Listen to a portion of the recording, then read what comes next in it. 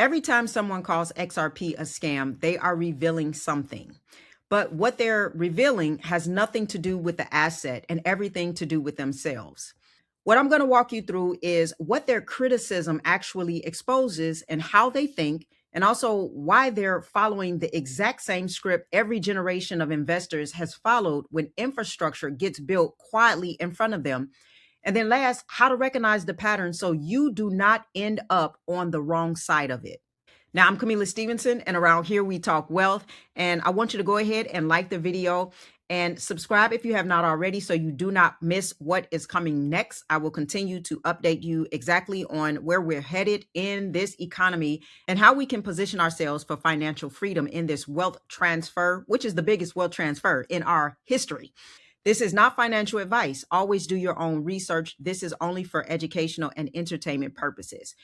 Now, if you don't mind, drop in the comments and tell me what you've learned about what most people's number one reason that they say XRP is a scam is. What is that number one reason? Why are they saying it from what you're hearing? I can tell you for me personally, one of the reasons is that the price hasn't gone up. That's pretty much it. And so I want to talk about that, but I want to hear from you and hear what you've been experiencing as well. Now, when someone says that XRP is a scam because the price has not moved, they're not actually saying something about XRP. They are revealing how they personally evaluate assets. They're showing you their entire investment framework in one sentence, and the framework is broken in several specific ways. I'm going to tell you which ways they are broken. The first thing that their criticism reveals is that they only look at the price chart. They do not look at the architecture being built underneath the asset.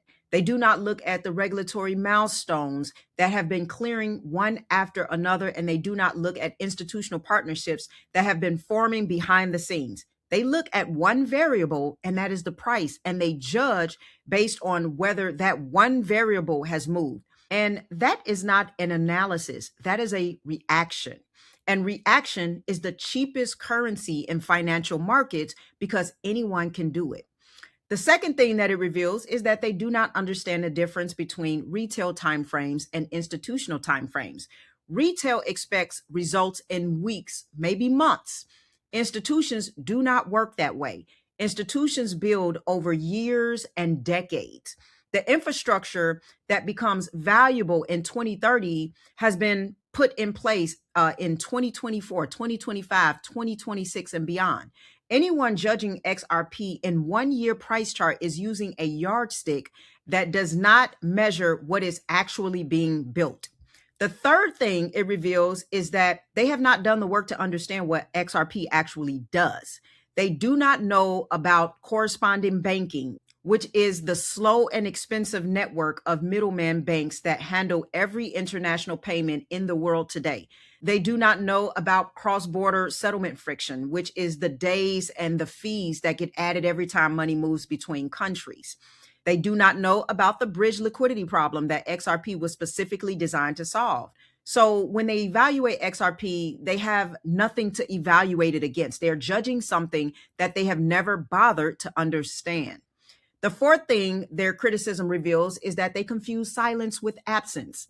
Because nobody is shouting about XRP on the financial news every single day, they assume that nothing is happening. But institutions, they never shout.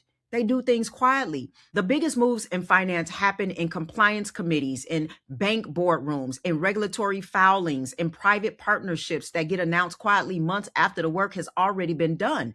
The silence is the signal, not the absence of one. The people who built the most important infrastructure of the last 50 years did it quietly, and the public never knew until the repricing had already happened. But the most important thing their criticism reveals is something deeper. It reveals that they do not understand how infrastructure repricing actually works. And that is what I want to spend time helping you to understand right now, because when you see this pattern, you will recognize it everywhere. So let's get into this. Markets systematically undervalue infrastructure assets right before those assets become systematically important. Every single time. This is not my opinion. This is documented financial history that has played out in front of every previous generation of investors who refused to see it. Let me give you 3 examples that prove the pattern beyond argument. Go back to the 1800s when Thomas Edison and George Westinghouse were building the first electrical grid across America. Most people at the time thought electricity was a novelty. They said that gas lamps were good enough, and they said that electricity was dangerous and unreliable. The critics of that era looked at the infrastructure being built and called it a waste of money. Why would anyone need to wire up an entire country for something that already worked fine with gas? The investors who funded the early electrical infrastructure built generational wealth, while the people who dismissed it ended up buying their electricity from the very companies they had refused to invest in. The pattern played out exactly the same way every single critic should have predicted, but could not because they were using the wrong framework. They were looking at the cost and the disruption, not the inevitability of what was being built.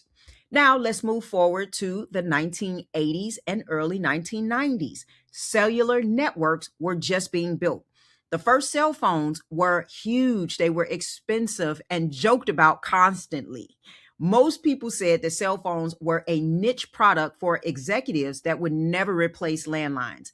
Critics said that the infrastructure cost of building cellular towers across the country was too high and the technology would never scale to ordinary people.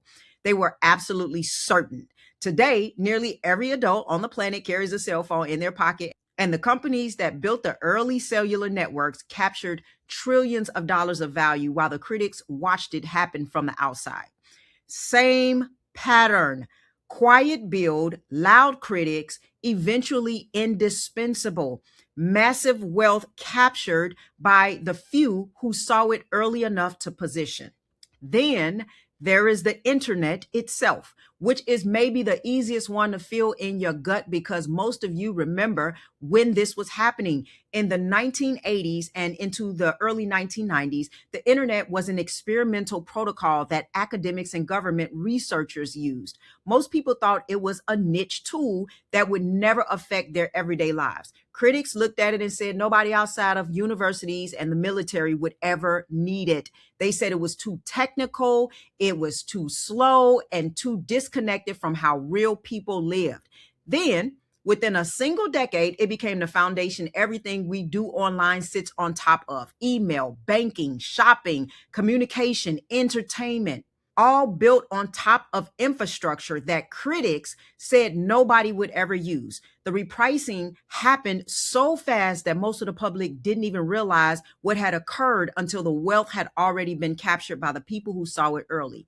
Now apply that same frame to XRP right now. Quiet adoption that is accelerating every single quarter, real utility being proven behind the scenes by the largest institutions in the world, JP Morgan settling treasuries on the XRP ledger, Ripple acquiring a $1 billion corporate cash management company, Goldman Sachs disclosing a multi-million-dollar position in XRP investment funds, $100 trillion cross-border payment being solved by the infrastructure being built underneath this asset. The exact same pattern playing out in real time in front of our faces, except most people watching cannot see it because they're using the wrong framework.